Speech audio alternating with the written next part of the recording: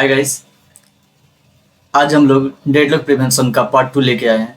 इसमें complete deadlock prevention पढ़ने वाले हैं। इसके बाद अगर टाइम बचेगा तो हम लोग रिसोर्स एलोकेशन ग्राफ पढ़ेंगे जो डेडलॉक का ही पार्ट है।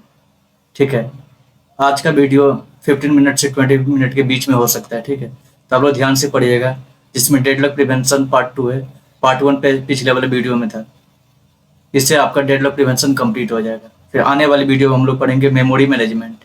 ठीक है, और मैक्सिमम 6 से 7 वीडियो के अप्रोक्स के बाद हम लोग का ऑपरेटिंग सिस्टम खत्म हो जाएगा। उसके बाद जो भी इंपॉर्टेंट पॉइंट सब बचा रहेगा ऑपरेटिंग सिस्टम का, वो सब पढ़ेंगे। ठीक है, मेमोरी मैनेजमेंट क्या होता है और कुछ इंपॉर्टेंट पॉइंट जो बच गया होगा उसको फिर से न्यू वीडियो में बना के अपलोड करेंगे। तो चलिए वीडियो स्टार्ट करते हैं। सबसे पहले पिछले वीडियो हम लोग पढ़े थे mutual exclusion, hold and wait. आज के वीडियो में पढ़ने वाले नो प्रिम्पशन एंड उसके बाद क्या होगा सर्कुलर वेट। टोटल 4 कंडीशन होता है डेडलॉक लगने का। म्यूचुअल एक्सक्लूजन होता है, होल्ड एंड वेट रहता है, नो प्रिम्पशन रहता है एंड सर्कुलर वेट रहता है। तो दो टॉपिक एक्सक्लूजन और होल्ड एंड वेट उसको हम कंप्लीट कर चुके हैं। आज के वीडियो में no preemption and circular wait पढ़ने वाले। अब देखिए प्रिम्पशन मीन्स क्या होता है। वो प्रोसेस जिसको हम क्या कर सकते हैं, रन टाइम में होल्ड करके रोक करके दूसरा प्रोसेस को चांस मिल जाता है। लेकिन यहाँ लिखा नो प्रिम्पशन, अब उसको हम क्या कर सकते हैं, होल्ड नहीं कर सकते। अब देखिए, लेकिन हमको क्या करना है, डेडलॉक को रोकना है। तो इसके लिए हम क्या करेंगे, ये हो सकता है कि आप फोर्सफुली प्रिम्पशन कर सकते हैं। अब मान लीजिए कि आप ट्रैफिक जाम में लगे हुए हैं। ठीक है, आपका भी गाड़ी है, ठीक है, यहाँ पे मान लीजिए आप है और यहाँ पे दूसरा में एक ट्रैफिक पुलिस है। आप जब रोड क्रॉस कर रहे हैं या आप रोड पे ट्रैफिक में फंस जाते हैं तो क्या होता है कि अब ये जो इसके पास ये मतलब पहला लाइन में लगा हुआ था कि पहले ये निकलेगा फिर बी बोला जाता है। अगर मान लीजिए बी वाला पुलिस जो है अगर वो नहीं जाएगा ट्रैफिक क्लियर करने के लिए तो हम लोग का जो प्रोसेस हमेशा क्या लाइन में ही रह जाएगा, क्योंकि जाम लगा हुआ था। इसको कंट्रोल करने के लिए ट्रैफिक पुलिस का जोड़ी होता है। ठीक है, उसी तरह क्या होता है कि हम प्रोसेस को रोक सकते हैं कब, अगर हायर प्रोसेस या उसके बिना अगर हम उसको ठीक नहीं कर सकते, जब तक वो रन में नहीं आएगा तब तक हम क्या कर सकते हैं, अपने दूसरे प्रोसेस को आगे नहीं बढ़ा सकते। तब हम क्या करते हैं, ये प्रोसेस को फोर्सफुली हम क्या करेंगे, रोक लेते हैं, फोर्सफुली रोक लेते हैं। अगर ट्रैफिक पुलिस नहीं जाएगा तो हम लोग आगे नहीं बढ़ पाते। ठीक है, तो इसमें क्या होगा, डेडलॉक कंडीशन में चले जाता। अब हम क्या कि ट्रैफिक पुलिस को भेजे, वो रोड क्लियर कर दिया, फिर प्रोसेस से आगे बढ़ा। अब उसी तरह से में होता है कि मान लीजिए आपका सीपीयू है। ठीक है, आपका सीपीयू में कोई प्रोसेस रन कर रहा है। अब क्या हुआ कि मान लीजिए आपका कूलर जो होता है, पंखा जो होता है, अगर मान लीजिए आपका हीट हो गया, क्या करेगा, दूसरा प्रोसेस को रन देने से पहले क्या फैन खुद ऑन कर लेगा ताकि क्या करे, गर्म जो उसको हटा पाए। ठीक है, इस सिचुएशन को बोला जाता है प्रिम्पशन, फोर्सफुली प्रिम्पशन बोला जाएगा। ठीक है, दिस मेथड में be used by high priority process on system process. अगर कोई हाई प्रायोरिटी का प्रोसेस आता है तब हम फोर्सफुली इसको हटा सकते हैं। लेकिन एक बात और ध्यान रखिएगा कि अगर वो प्रोसेस रनिंग स्टेट में, ना कि क्यू में, अगर वो रनिंग स्टेट में हो जाता है तब उसको हम नहीं हटा सकते। अगर वो प्रोसेस वेट कर रहा, मान लीजिए प्रोसेस है ये वेट कर रहा था कि मेरा चांस आएगा तब करेंगे, तब इसको हम क्या कर सकते हैं, फोर्सफुली हटा सकते हैं। लेकिन अगर ये रनिंग स्टेट में रहता है, अगर ये रनिंग स्टेट में रहता है तब इसको हम क्या हटा सकते हैं, नहीं हटा सकते। और वेट कंडीशन में रहता है तो इसको हटा सकते हैं। मान लीजिए आप शादी में गए हुए, वहां पे 2 आदमी खाना खा रहे हैं। ठीक है, एक के हाथ में चम्मच है, चम्मच से वो खा रहा है, और दूसरा आदमी है उस चम्मच क्या के जेब में रखा हुआ है। तो आप क्या करिए, जो आदमी खाना खा रहा है चम्मच से, उसको आप रोक सकते हैं, ले सकते हैं, उससे नहीं ले सकते हैं। हो सकता है मार भी खा ले वहां पे। लेकिन जो आदमी चम्मच जेब में रख के बैठा हुआ है तो उससे आप ले सकते हैं। वही होता है, एक होता है वेट, एक होता है रनिंग स्टेट। उसका हाथ चल रहा था, वो अपना रनिंग स्टेट में था, खा रहा था। एक होता रखा हुआ था, वो वेटिंग स्टेट में था। तो ये भी आपको ध्यान देना कि फोर्सफुली हम किस पे लगा सकते हैं, एक तो प्रायोरिटी हाई होना चाहिए, दूसरा अगर वो प्रोसेस को अगर हम रोकते हैं, कोई डिस्टर्बेंस नहीं होगा, तब हम उसको क्या कर सकते हैं, फोर्सफुली प्रेम्प्ट कर सकते हैं। ठीक है, अब देखिए सर्कुलर वेट में क्या होता है। अब देखिए circular wait can be eliminated by first giving a natural number of every resource. अब देखिए इसमें 2 पॉइंट लिखे हैं। एक है देखिए जैसे रिसोर्स है R1, R2, R3, R4, ये प्रोसेस है, इसको डिमांड करना। ठीक है, हम क्या कि सबसे पहले रिसोर्स को नेचुरल नंबर में लिखते थे, या इंक्रीजिंग में लिखिए, इंक्रीजिंग ऑर्डर, इंक्रीजिंग या डिक्रीजिंग ऑर्डर में आप लिख लीजिए। ठीक है, वो लिख ली। अब क्या कर, मान लीजिए R1 जो है ये क्या चाह रहा है कि पहले देखिए P1 है, सॉरी P1 R1 का डिमांड कर रहा है, R2 का कर रहा है, R3 का कर रहा है। तो ये R1 का किया, R2 का किया और R3 का किया। अब मान लीजिए R2 जो था R4 का किया, R5 होता, N तक रहता, ठीक है, इसका डिमांड कर रहा है। अब इसमें क्या होगा कि R2 जो है, सॉरी P2 जो है, ऊपर वाला की डिमांड इंक्रीजिंग ऑर्डर में ये कर रहा था ऑर्डर, इसमें क्या होगा, ये डेडलॉक कंडीशन में नहीं जाएगा।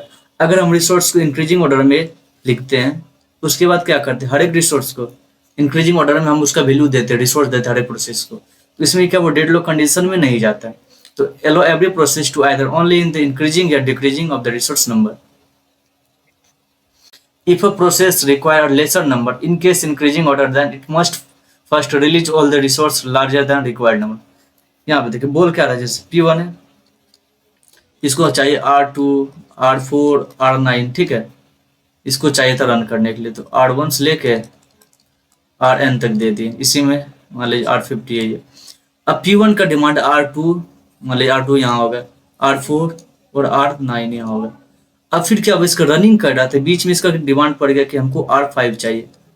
अब ये ले सकता है, P1 पहले से रन कर रहा था, इसको क्या हो गया था, R1 एलोकेट हो गया था, R2 एलोकेट हो गया था, R4, R9 वगैरह इसको एलोकेट हो चुका था।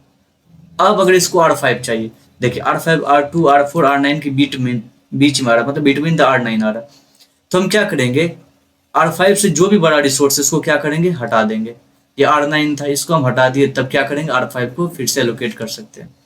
यही कहने का था। सर्कुलर में क्या, अब देखिए प्रिवेंशन में क्या प्रॉब्लम आता था, प्रिवेंशन जो था बहुत अच्छा था, कंडीशन वही ऑपरेटिंग सिस्टम में प्रॉब्लम होने से पहले हम उसको क्या कर सकते थे, रोक लेते थे।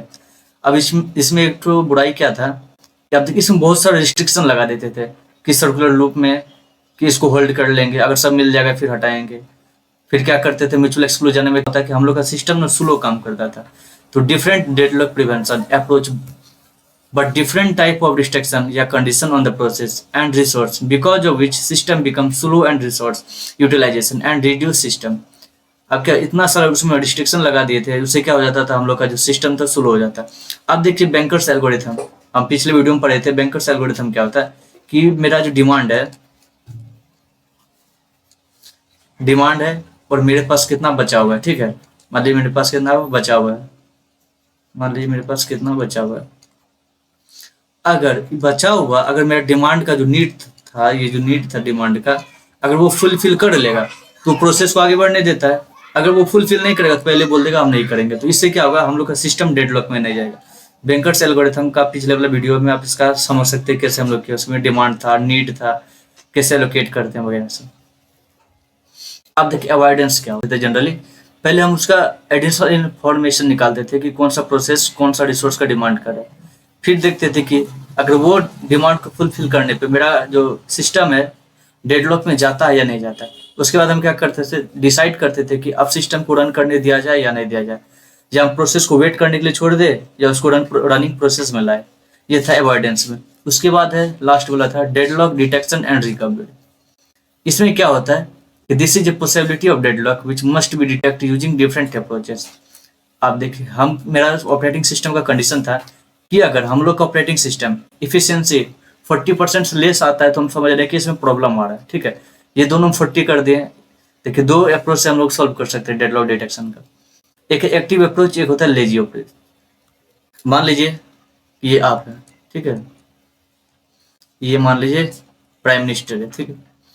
अब देखिए जनरली हम लोग क्या करते हैं, जब बीमार पड़ जाते हैं तो पहले क्या करते हैं कि घर में दूध पीते हैं, हल्दी खाते हैं, दूध हल्दी पीते हैं। उसके बाद क्या कर सकते हैं कि जो चावल खाते थे उसको अवॉइड कर देते हैं, रोटी खाते हैं ताकि हम लोग का फीवर हट जाए। अगर उससे भी ठीक नहीं हो जाता है तो फिर क्या करते हैं कि हम मेडिकल में जाते हैं, फिर मेडिकल में देखते हैं, दवाई लेते हैं। अगर उससे भी ठीक नहीं होता तो जाके कोई डॉक्टर को हम लोग अप्रोच करते हैं। अब देखिए हम लोग का तो ये कंडीशन चला। लेकिन अगर प्राइम मिनिस्टर में क्या होता है, मान लीजिए प्राइम मिनिस्टर बीमार पड़ जाएगा, ठीक है, वो क्या करेगा, सबसे पहले प्राइम मिनिस्टर अगर बीमार पड़ जाएगा तो हम लोग का जो पूरे कंट्री का सिस्टम ही हिल जाएगा। तो वो क्या करता है, उसका टाइम फिक्स रहता है कि कुछ दिन के बाद वो जाएगा, मेडिकल ट्रीटमेंट लेगा, वो चेक कराएगा कि कोई प्रॉब्लम है या नहीं है। मान लीजिए आप एरोप्लेन में जा रहे हैं, ठीक है, एयर होस्टेस को अगर मान लीजिए हार्ट अटैक आ जाता है तो क्या हो सकता है कि प्लेन में बहुत सारा प्रॉब्लम हो सकता है। इसलिए क्या होता है कि जब ये एयर होस्टेस जाता है प्लेन में तो वो पहले मेडिकल चेकअप कराता है कि कोई प्रॉब्लम है या नहीं है, ठीक है। इस सब को क्या करा जाता है, एक्टिव अप्रोच बोला जाता है। ये क्या कर सकता है, बीमारी होने से पहले ही उसका चेकअप कराता है।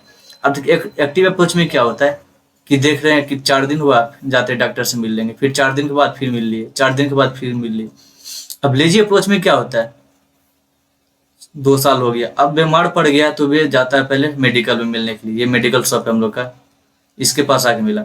अब यहाँ से ठीक ना हुआ तब जाता है, कोई डॉक्टर बैठा हुआ उसके बाद जाएगा। ये लेजी अप्रोच। इसमें क्या हो सकता है कि हम लोग का जो ऑपरेटिंग सिस्टम है, दोनों को ऑपरेटिंग सिस्टम ही समझिए।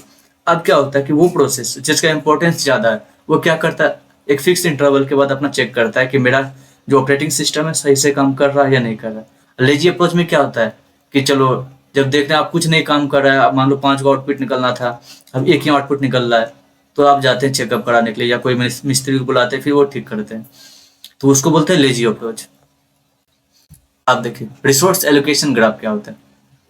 अब बोला जाता है कि हम लोग का जो सिस्टम होता है डेवलप में क्यों जाता है, क्योंकि देखिए हम लोग के पास रिसोर्स है और प्रोसेस है। हम लोग को पता है म्यूचुअल एक्सक्लूजन में क्या होता है, एक रिसोर्स को एक ही प्रोसेस एक बार में हैंडल कर सकता है या उसमें रन कर सकता है, ठीक है। अगर हम लोग का रिसोर्स में एलोकेशन कितना हो जाएगा, मोर देन 1 हो जाएगा। इंस्टेंट जो है यहाँ पहले 1 था, अगर हम 2 कर दिए बढ़ा के, तो हम लोग का जो है वो डेडलॉक में जाने से बच सकता है। अब देखिए यहाँ पे कंडीशन दिया हुआ, स्क्वायर से हम किसको डिनोट करते हैं, रिसोर्स का, ठीक है, रिसोर्स। और सर्किल से हम लोग किसको करते हैं, प्रोसेस से करते हैं। अब देखिए यहाँ पे दिया हुआ रिसोर्स, इसमें कितना है, 2 पॉइंट है, ठीक है। एक बार में ये 2 को एलोकेट कर सकता है, ये 3 को कर सकता है। आपको ये बताना कि ये सिचुएशन में हम लोग का ऑपरेटिंग सिस्टम डेडलॉक में जाएगा या नहीं जाएगा, तो डिपेंड करता है कि आपका ऑपरेटिंग सिस्टम किस फंक्शन पे काम करे। मान लीजिए, अच्छा ये देखिए ये जो पॉइंट, इसको हम लोग क्या बोलते हैं, मान लीजिए P1 है। अगर P1 के पास ये आता है तो इसका मतलब रिसोर्स इसको मिल चुका है, रिसोर्स एलोकेटेड है, एलोकेटेड है। अगर ये ही डिमांड से रहता है, रिसोर्स P1 ही है, अब ये क्या कर डिमांड कर रहा है, हमको ये रिसोर्स चाहिए, ये एरो का मतलब समझिएगा, ठीक है। आप देखें यहाँ P2 किसका डिमांड कर रहा है, मान लीजिए R1 R2 R3, ठीक है। R3 में एक रिसोर्स का डिमांड कर रहा है। मान लीजिए हम ये वाला रिसोर्स इसको दे दिए, तो अब देखिए P2 को 2 डिमांड था, एक तो R2 से मिल चुका था और ये R3 से डिमांड किया था। अब ये दोनों मिल गया तो क्या करके रिसोर्स हट जाएगा, तो यहाँ P2 को हम क्या किए, फंक्शन होने के बाद इसको बाहर कर दें। अब देखिए यहाँ P0 है, P0 को एक चाहिए था, इसके पास अब एक खाली हो गया क्योंकि P2 रिलीज कर दिया, तो क्या किया, फिर इसको ये मिल गया। अब इसका डिमांड था किससे, इससे भी था, R2 से भी एक डिमांड था, क्योंकि P1 यहाँ देखिए P2 पहले रिलीज किया हुआ था तो ये खाली था, तो इसको भी हम इसको दे दिए। अब तो P2 का पूरे काम खत्म हो गया, सॉरी P0 का, तो क्या होगा, P0 को भी हम बाहर निकाल दिए। आप चेक करना, देखिए P1 किसका डिमांड कर रहा है, R2 का, ये मिला हुआ है इसको। अब R1 का डिमांड कर P1 ये वाला तो खत्म हो गया, P0 वाला ये भी खत्म हो गया। R1 के पास फिर खाली बच गया एक रिसोर्स, तो P1 डिमांड कर रहा था एक का, उसको मिल गया फिर से। अब क्या हुआ, P1 भी खत्म हो जाएगा, इसके पास भी खाली हो गया, तो इसके बाद आता है P1।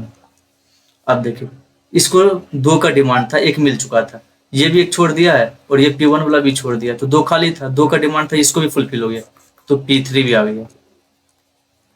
अब देखिए इस लाइन को, इसको हम बोला जाता है सेफ सर्च, इसको बोलते हैं सेफ सर्च, सेफ सर्च बोलिए, ठीक है। अब इसमें क्या होता है कि हम लोग का जो ऑपरेटिंग सिस्टम है वो डेडलॉक में नहीं जाता है। अगर हम प्रोसेस को इस तरह से मेमोरी एलोकेट करते हैं, रिसोर्स एलोकेट करेंगे, जिससे सभी प्रोसेस रन भी कर जाए और मेरा जो ऑपरेटिंग सिस्टम डेडलॉक में नहीं जाए, उसको बोला जाता है सेफ सर्च, ठीक है, या सेफ सीक्वेंस बोल सकते हैं। रिसोर्स एलोकेशन ग्राफ है। अब इसमें देखिए रिसोर्स कितना, रिसोर्स के पास 2 को दिया हुआ पाथ। अब देखिए cycle in resource allocation graph is necessary but not sufficient condition for detection of deadlock. इसका समझेंगे अभी, यहाँ देखें बोला जाता है कि साइकिल में अगर हम लोग का रिसोर्स और प्रोसेस रहता है तो इसका मतलब ये नहीं है कि हम लोग का जो सिस्टम है वो डेडलॉक में चले जाए। अब देखिए 2 तरह का ग्राफ, एक ये ग्राफ है और एक ये ग्राफ है। अब दोनों में समझते हैं क्या, देखिए P1 R1 में डिमांड करा, लेकिन ये एक बार में एक ही रिसोर्स को दे सकता है, तो इसका इंस्टेंस कितना, 1 है। अब देखिए क्या करा, P2 काम छोड़ेगा तब ना R1 का रिलीज होगा, तो हम क्या कर सकते हैं, P1 जो है वो डिपेंड करता है P2 पे, ठीक है। अब देखिए इसको हम हटा दिए, अब देखिए ये तो P2 काम हो रहा है, P4 का काम हो रहा है R2 से, इससे फर्क हमको नहीं पड़ रहा। P4 का काम हो रहा है, ठीक है। अब देखिए P2 डिमांड कर रहा है, P2 डिमांड कर रहा है R3 का, लेकिन R3 किसको मिला हुआ है? P2 को मिला हुआ है, P3 को मिला हुआ है, ये P3 है, P3 को मिला हुआ है। अगर P3 छोड़ देगा तो P2 को मिल जाएगा, तो क्या कर सकते हैं, इसको हम डायरेक्ट P3 में दे दिए, P3, इसका काम हट गया, ठीक है। अब देखिए P3 डिमांड कर रहा था R4 का, लेकिन R4 मिला हुआ किसको? P5 को मिला हुआ। तो हम ये कर सकते हैं, इसको डायरेक्ट किससे हम कनेक्ट कर सकते हैं? P5 से, ठीक है। अब P5 कर रहा है R5 को डिमांड, लेकिन R5 किसको एलोकेट हुआ? P1 को, तो इसको हटा देंगे, डायरेक्ट हम क्या करेंगे, उसको P1 से मिला देंगे, ठीक है। अब ये बोला था इसको डिमांड कर रहा था, अभी इसको मिल गया, तो P2 किसके पास जाता है? P5 के पास। अब देखिए यहाँ पे एक सर्कुलर लूप बन जाता है, ये सर। अब इसमें क्या, हर एक प्रोसेस को एक बार में, सॉरी, हर एक रिसोर्स को एक बार में एक ही प्रोसेस एलोकेट कर सकता है, ठीक है। अब ये इस पे डिपेंड कर रहा है, ये इस पे डिपेंड कर रहा है, ये इस पे डिपेंड कर रहा है, ये इस पे डिपेंड कर रहा है। अब इसमें क्या होगा कि हम लोग का जो कंडीशन है वो डेडलॉक में जा सकता है। अब दूसरा ग्राफ ये देखिए, इसमें क्या है, रिसोर्स को 2 इंस्टेंस वैल्यू मिला हुआ है कि एक बार में 2 को एलोकेट कर सकता है। अब ये बाहरी से P3 से रिसोर्स इसको मिल गया R1 का, और P4 को मिला है R2 से। अब इसका प्रोसेस का जब काम खत्म हो जाएगा तो क्या करेगा, रिसोर्स को वो छोड़ देगा, तो ये छोड़ दिया। तो अब क्या हुआ, P2 जो इसको डिमांड कर रहा था तो इसको ये मिल गया, ठीक है। अब देखिए इसका भी P3 प्रोसेस रन करने के बाद क्या करेगा, रिसोर्स को छोड़ देता है, फिर इसका जो डिमांड ये कर रहा था तो इसको मिल गया। अब हम लोग का जो कंडीशन है डेडलॉक में जाएगा? नहीं जाएगा, क्योंकि P1 का जिसका डिमांड था मिल गया, P2 जिसका डिमांड था उसको भी मिल गया, तो इसमें वो डेडलॉक में नहीं जाता है, ठीक है। अब ये समझना है कि जब प्रोसेस रन होने के बाद जो भी रिसोर्स वो होल्ड किया था उसको क्या करता है, होल्ड रिसोर्स को क्या करता है, लीव कर देता है। अगर वीडियो अच्छी लगी हो तो लाइक करें, शेयर करें एंड सब्सक्राइब करें। Thank you for watching.